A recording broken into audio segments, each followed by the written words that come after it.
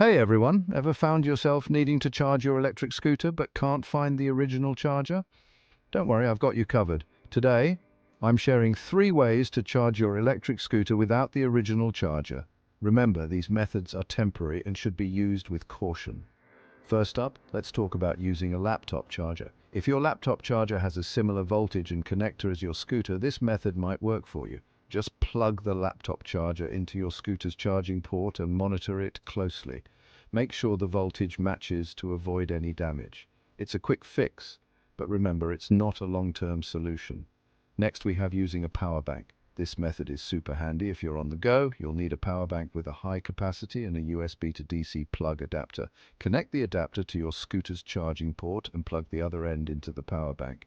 Again, keep an eye on the voltage and battery health. This is a great option for emergencies, but try not to rely on it too often. Lastly, there's the adjustable DC power supply method. This one's a bit more advanced but can be very effective. You'll need an adjustable DC power supply that matches your scooter's voltage and current requirements.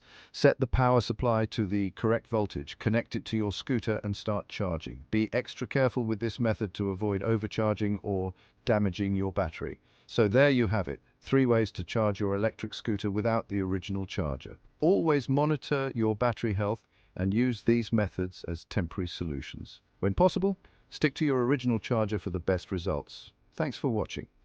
If you found this video helpful, don't forget to like and subscribe for more tips and tricks. Ride safe and see you next time.